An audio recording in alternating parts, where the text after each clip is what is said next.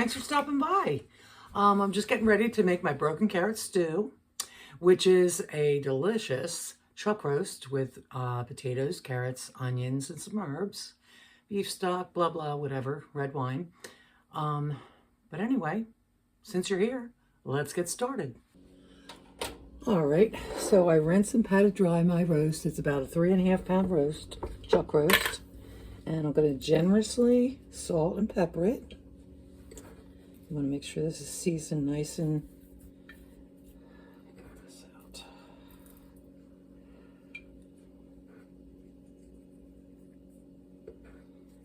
Okay, some pepper. All right, in the meantime, I'm heating up my Dutch oven. It's like a, I believe it's between an 8 and a 10. I can't remember which, but it's a good size Dutch oven, which I'm going to be cooking in. I got to pan sear it first, and then we're going to cook it in the same pan. Like, we don't have to use another pan. You know, it's like a one pan thing. It's nice. You don't have to use a bunch of different pots and pans. So here we go. Get this nice and seasoned.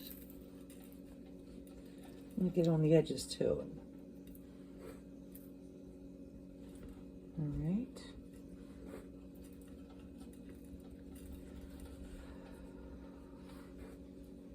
Okay.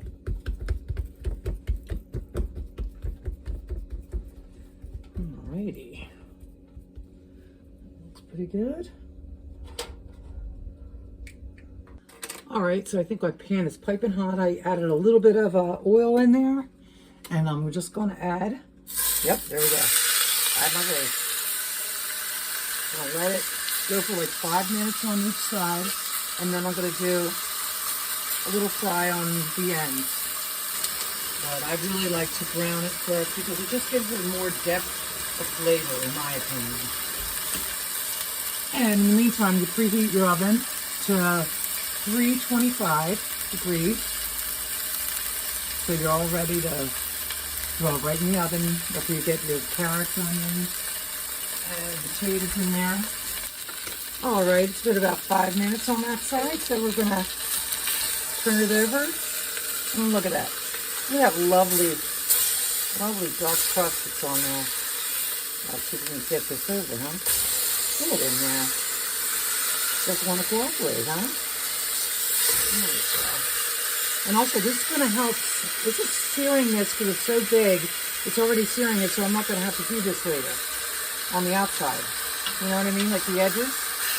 Because it's touching the side of the pan, which is awesome. Okay, so we go for another 5 minutes on that side. All right. In the meantime, I'm scrubbing my potatoes and carrots. And we'll be back in a minute. All right. 5 minutes has passed, and so we're going to take this off the heat now, so we can, look at that. Oh, that's lovely. All right, so I'm just going to put that aside on a clean plate, and I got to get my onions cut.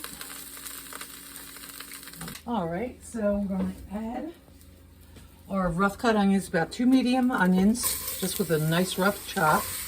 Gonna add that in there. And like 3 minutes or so, just get them going and let them brown a little bit.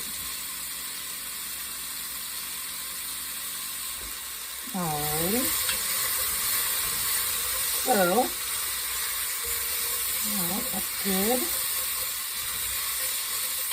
And going to glaze this with, I'm putting in a cup of wine, so I'm going to do that with like half a cup. Get that, put my wooden spoon so I don't scratch my pan. In there.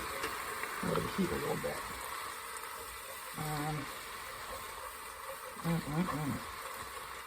Oh, that smells so good. So nice. Alright. So now, like I say, broken carrot stew. What you do is break up your carrots. You can cut them if you want. I just like to break them up. Sometimes they don't like that, so just give it a little shot. I love carrots. I should put a little more in here, but that should do it. That's good. Alright. So, alright. Let that go. And pour it in. I want to make sure I'm really getting these bits off the bottom.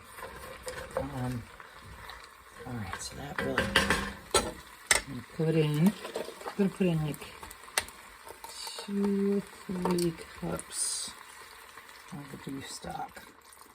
I'll put in 2 cups for now. And then put the rest of my wine in. Alright, and let that come up temp. Alright. And then what I do, I like to add a little celery to mine because it just gives it a little more depth and flavor. It's wonderful. So that. This guy, and that guy. Okay. Put that in there. And while that's heating up, I'm going to cut up my potatoes so I can throw them in there.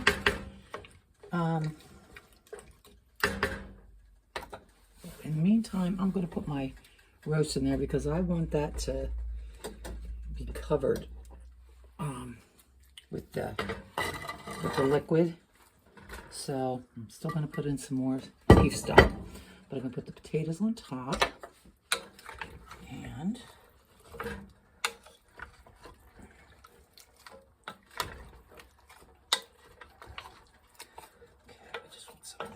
here. All right.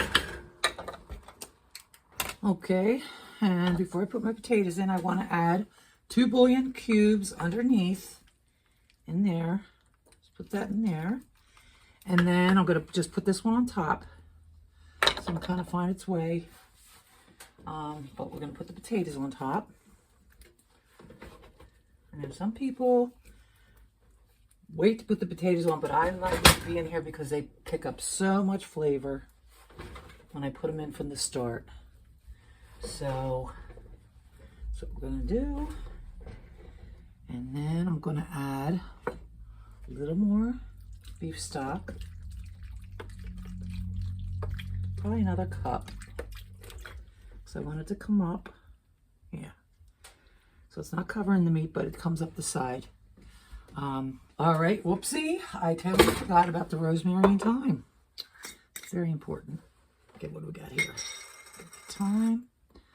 Going to, all right, I want to put some underneath. I'll put that in the liquid. Some over here. That'll go in there. I'm going to sprinkle that all over the top. It's the thyme, and then I do with the rosemary. There we go. Put some of that. Okay, and then a little bit underneath. All right, a little more over here. Okay, that will do it. Okay, and gets a little moisture. That's good. Perfect. There we go. All right. And maybe a little black pepper over the top. Okay, there we go. All right, now we throw it in. That is heavy. All right, so now we wait. All right, so here we are. Here is the broken carrot stew. I always call it stew because the way everything falls apart. See that meat? It's like melts in your mouth. It's wonderful. See the potatoes? See how they soaked up all that flavor? This is just absolutely delicious. You guys need to make this. Okay, I took a nap while I was waiting for that, but I stayed in for 4 hours, and I just shredded up the meat a little bit. It really looks delicious. I let it cool off a little bit, and now it's time to taste. I'm gonna taste the carrot first. It's hot. And look at that meat. I mean, fall apart tender.